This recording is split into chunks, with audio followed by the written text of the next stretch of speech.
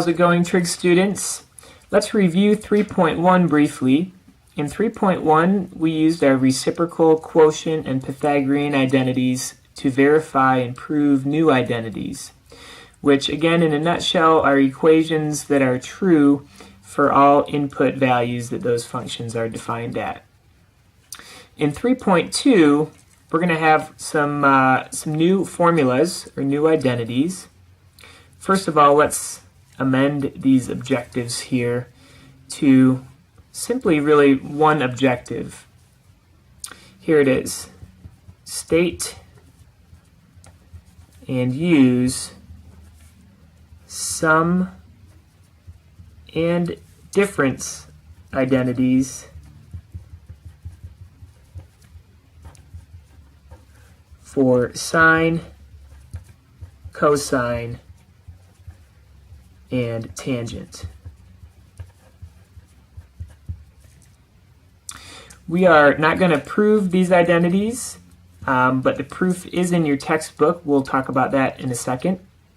But we are going to just talk about a little bit about why they make sense, and we're going to start with a warm-up here to help with that.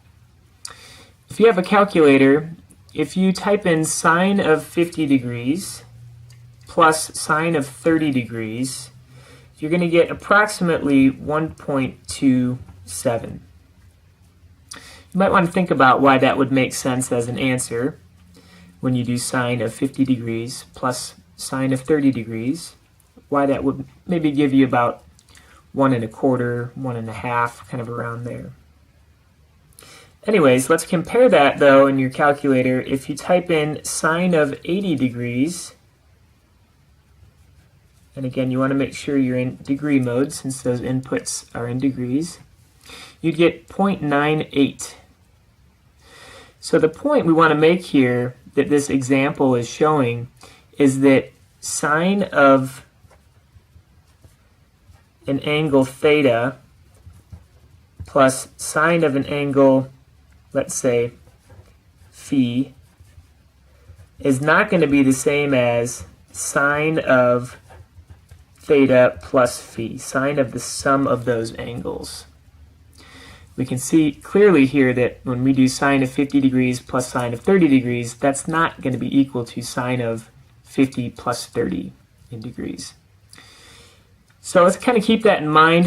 This also kind of works for, like, other things that other functions that we've learned. Let me just give another quick example where the same thing is not true. For example, in the square root function, the square root of 9 plus the square root of 4 is not the square root of 13. In other words, you cannot just add those radicands on the inside of the radicals to create a new radical with that sum of the previous radicands.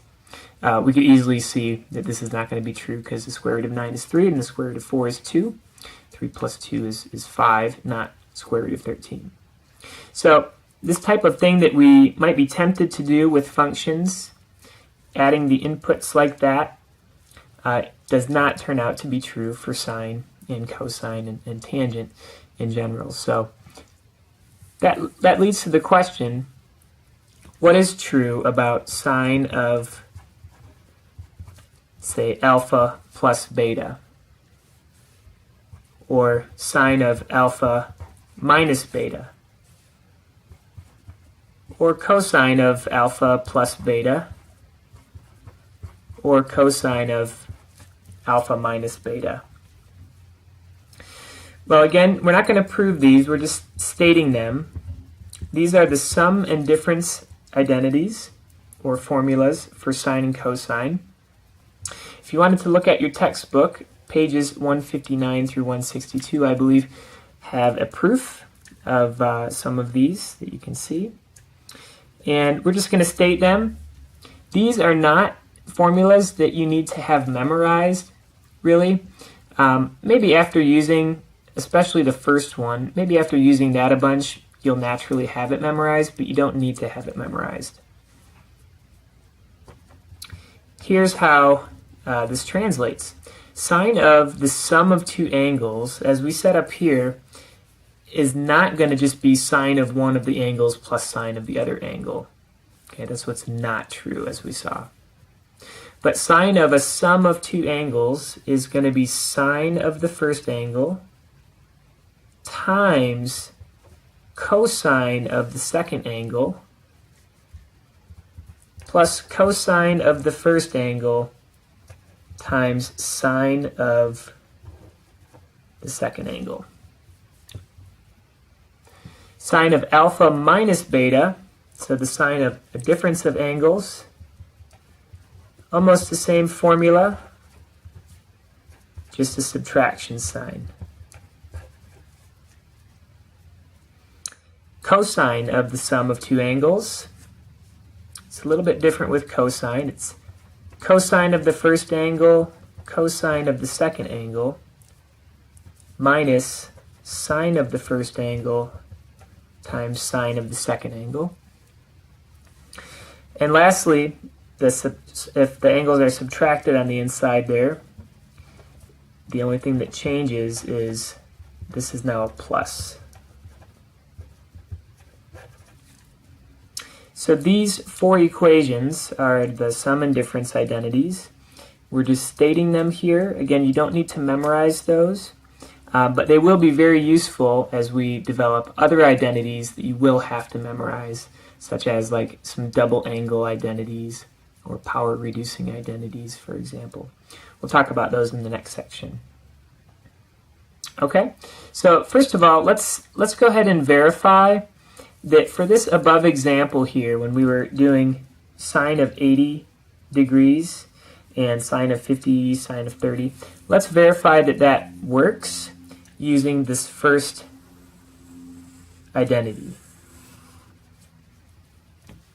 So here we go. Sine of 50 degrees plus 30 degrees. On one hand, that's sine of 80 degrees, which we already found to be about approximately 0.98. The identity above here says sine of a sum of two angles like this should be the same as sine of the first angle, so sine of 50, cosine of 30, plus cosine of 50, sine of 30. And I'll just leave it to you, but if you type all that in on your calculator as it is there, you will get an answer of approximately 0.98. Kind of a weird identity, something that you wouldn't really expect to be true about the sine of a sum of two angles being all of this, you know, products of sines and cosines and then added together, but it is true. These are the sum and difference identities. Okay, we're going to use those. The first way we're going to use those is by finding the exact values of cosine and sine at angles that we really didn't know the exact values of those functions at before. So think about your unit circle, right? The only angles that we know the exact sine and cosine values for are 30, 45 degrees, 60 degrees, and any multiple of those. So we never had cosine of 15 degrees precisely, exactly, you know, without using our calculator to get an approximation. So let's find cosine of 15 degrees. Now how we're going to find that is we need to express this angle, 15 degrees, as a sum or difference of angles. And so I'm going to choose to express 15 degrees as 45 minus 30. That'll be convenient because those are two of my nice special angles that I know the cosine value and sine value of. So now I use my formula up here. Cosine of a difference of two angles is going to be cosine of the first angle, cosine of the second angle, plus, if you follow the formula up there, you see there's a plus sign, sine of the first angle times sine of the second angle. Now we want to work out each and every one of those factors here and then add these together if possible. Cosine of 45 degrees is root 2 over 2 times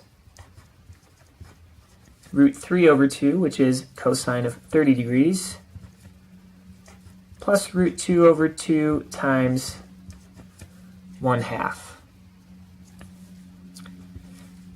Radicals multiply, if you forgot about this, when you multiply radicals, you can just multiply the radicands together if the radicals have the same index. In this case, they're both square roots, so they would multiply to be the square root of 6.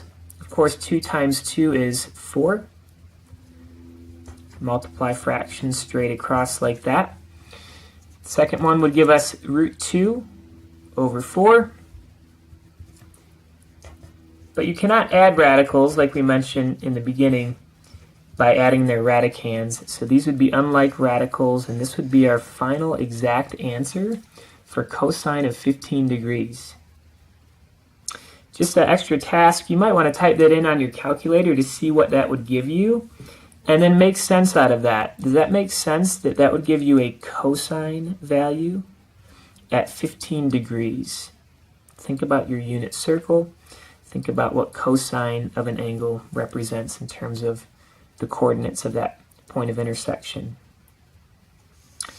Let's go to the next one here, which is sine of 5 pi over 12. First of all, I'm going to convert that angle to degrees. It just might be easier. If I take 5 pi over 12, multiply it by 180 over pi, and simplify, I get 75 degrees. So really, this problem is asking us to find sine of 75 degrees, which is not an exact value that we were able to find before.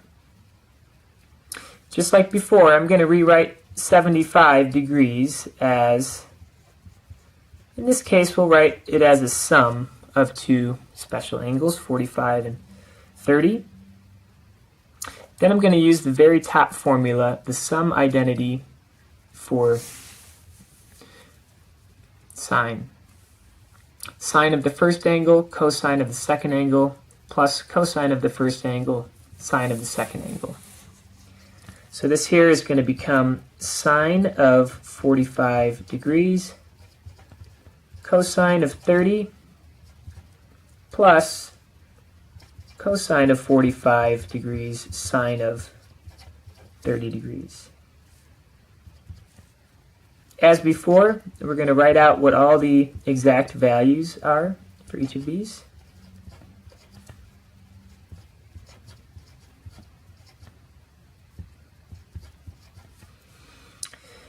And notice this will be root 6 over 4 again, plus root 2 over 4, which is root 6 plus root 2 all over 4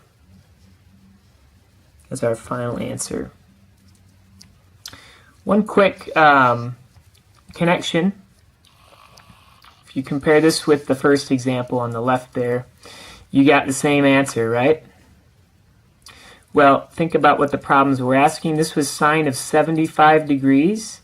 The other one was cosine of 50 degrees. And remember, sine and cosine will give you the same output values at complementary angles. 75 and 15 are complementary angles. Again, think about your unit circle, maybe even have that out, and think about how visually that makes sense for cosine of 15 degrees to be this decimal, if you typed it in on your calculator, and how that would be the same as sine of 75 degrees because of that cofunction relationship of sine and cosine being equal at complementary angles. Okay, so this is the first way we want to use the sum and difference identities, is just to find the cosine and sine values of odd angles that we haven't really dealt with before in terms of their exact values. So 15 degrees, 75 degrees, for example. Okay, our second objective regarding how we're going to be using these identities is simply to kind of do things that we did before. What we mean is this: if alpha is a quadrant 2 angle, underline that, and sine of alpha is 5/13, underline that, beta is a quadrant 3 angle, and tangent of beta is 2, then we want to find sine of alpha minus beta. Does this setup look familiar? Really, we did the same thing back in chapter 1. We drew some pictures. So let's think through this. If alpha is a quadrant 2 angle, whatever that looks like, there's its terminal side. Sine of alpha is 5/13. So remember, sine is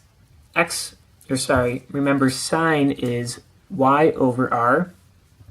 So the y value here would be 5, and the r value would be 3. You can use the Pythagorean theorem to find that this is 12. However, it's going to be a negative 12 because you are in quadrant 2, and x values are negative in quadrant 2. I'm going to label that with alpha just to remind myself that's the picture for alpha. Beta is a quadrant 3 angle. So here we go, this is beta. And if we think about, again, the fact that tangent of beta is 2, and tangent is opposite over adjacent, or y over x, we've got to label it like this, right? 2 is the same as 2/1, and since both of those coordinates are negative, the x and the y coordinates in the third quadrant, this would be -2, and this would be -1. Again, by the Pythagorean theorem, this would be √5. So we have to do that work using the Pythagorean theorem. And this is my picture for beta.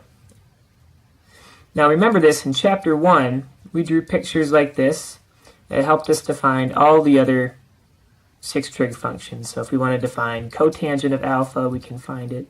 If we wanted to find sine of beta, we can find it, etc. What we're being asked to find this time is this: sine of alpha minus beta. So in order to do that, this alpha minus beta is an unknown angle, right? I don't know I don't have a picture for that angle, alpha minus beta. So I need to use the difference identity for sine. Sine of alpha minus beta, if you look back on the first page, is sine of alpha cosine of beta minus cosine of alpha sine of beta. Then we can use the pictures given here to find each one of these things. Let's start with sine of alpha. Sine of alpha was given to us. That's equal to 5/13.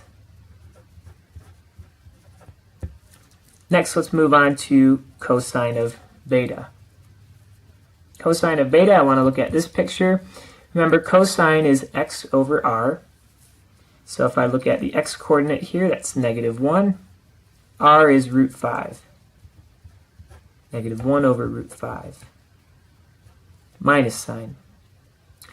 Cosine of alpha, this is my alpha picture. Cosine, again, is x/r. So that's -12/13. And lastly, we're going to multiply that to sine of beta. Beta is here. So sine of beta is y/r. So that's -2/√5. Just like before on the first page, multiply fractions straight across. That's -5/13√5. This right here will become positive 24, but then we're subtracting it, so minus 24 over 13 root 5. This is going to become negative 29 over that common denominator of 13 root 5. And if I rationalize the denominator, that's negative 29 root 5 all over 65.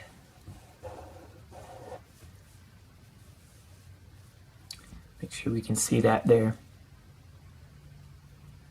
So this is really a bunch of what we did in chapter 1. The only difference now is in the end, we have two pictures, one for alpha, one for beta, and then we're using an identity, in this case the difference identity for sine, in order to find each of those four factors and then multiply things together, combine like terms, etc.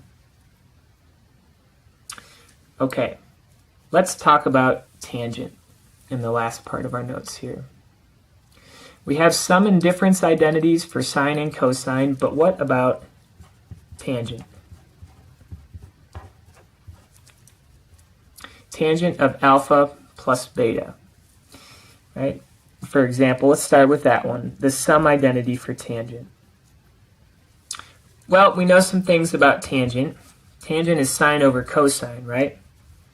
So tangent of this angle is sine of that angle over cosine of that angle being alpha plus beta. And then we have identities for those.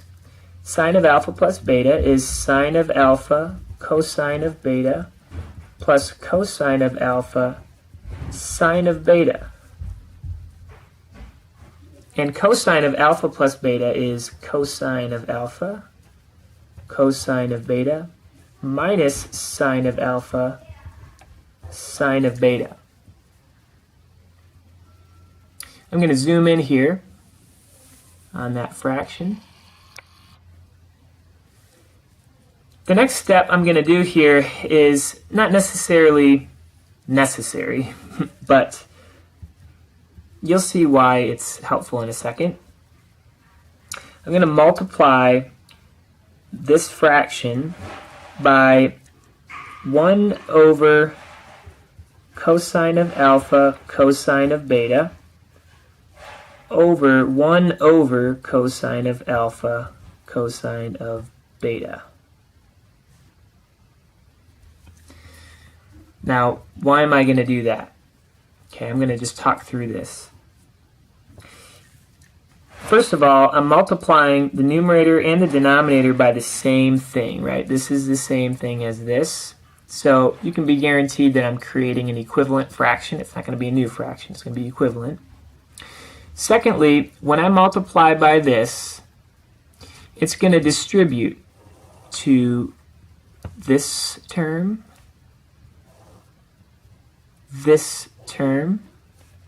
and this one, and this one. Okay, let's think about what happens in each of those four cases. When I multiply this by that fraction, you see what's going to happen? Sine of alpha cosine of beta will essentially be on the top here, and this will be on the bottom. The cosines are going to cancel out. Cosine of beta, that is. So you're going to be left with sine of alpha over cosine of alpha. What is that? That's tangent of alpha. So by multiplying this here with that fraction there, the cosine of betas cancel and you're left with sine of alpha over cosine of alpha, which is tangent of alpha. Secondly, when I multiply that fraction to this, the cosine of alphas will cancel out. And you're left with sine of beta over cosine of beta, which is tangent of beta. In the denominator, this over this, since those are the same, when you multiply this fraction to this, those would cancel. and divide out and just leave you with a 1.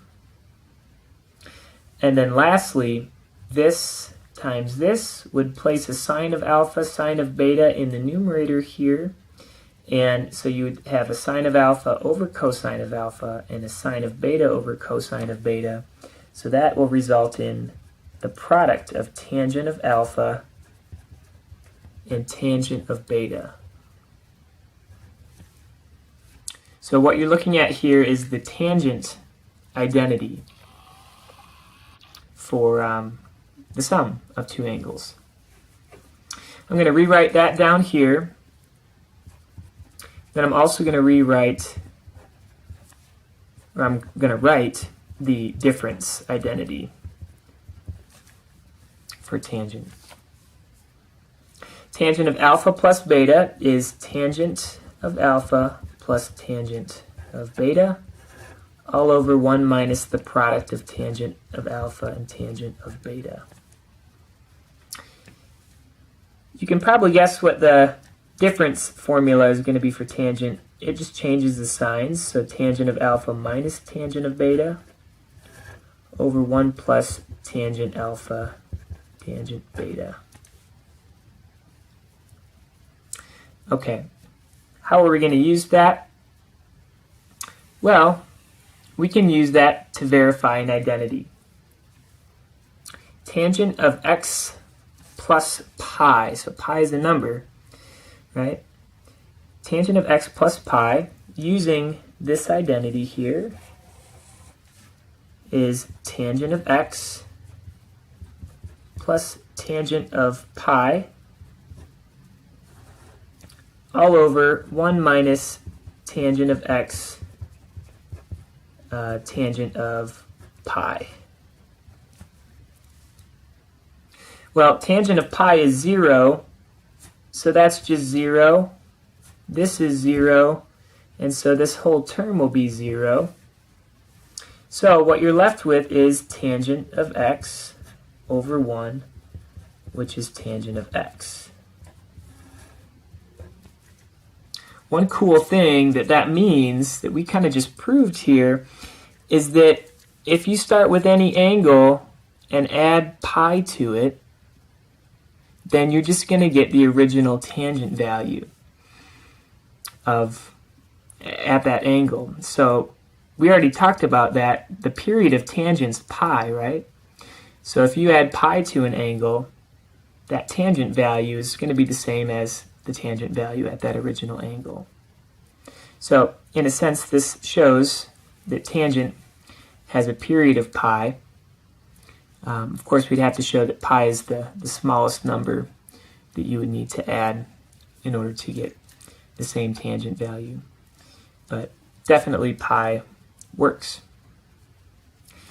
Lastly, tangent of 75 degrees. Just like before, you can break 75 degrees up into 45 and 30.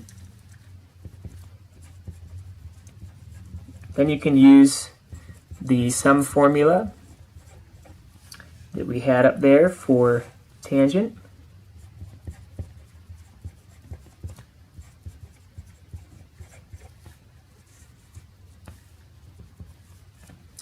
This is going to be 1 plus root 3 over 3 over 1 minus root 3 over 3.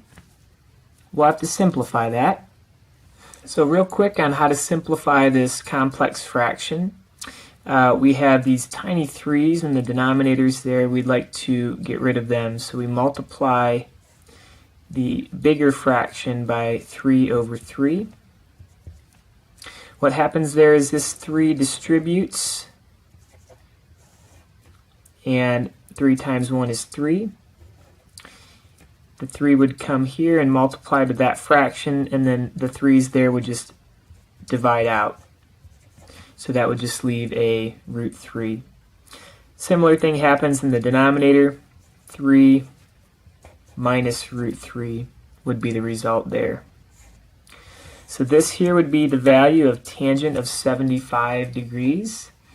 And like before, I would encourage you to look at your unit circle and identify 75 degrees and think about why that would make sense for tangent, which means slope, remember, would have a value of this. And you can type that in on your calculator and see what that would be. So in summary, what we want to take away from this section is that we have 6 fresh identities, 2 for sine, 2 for cosine, and then also 2 for tangent that we developed from these sine and cosine ones. And we can use them in a variety of ways. One way we can use them is to find new cosine, sine, and tangent values. Another way we can use them is to find sine of a difference or sum, or cosine of a difference or a sum, or tangent of a difference of a sum or a sum.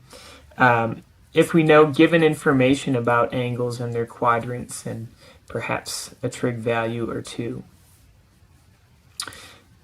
The other way we can use these, like we did down here, is we can verify identities. So now that we can use these sum and difference identities, we can prove new ones, just like this when we proved that if you add pi to an angle, you would get the same tangent value. And that works for any angle where tangent would be defined at. The last thing I'll mention here before we wrap this up today is that we didn't talk about secant, cosecant, and cotangent. However, remember that each of those is just the reciprocal of sine, cosine, or tangent. So you could probably come up with those identities. You might want to think about how you might do that. That's all for now. Let me know if you have any questions. I'm here to support you. Take care.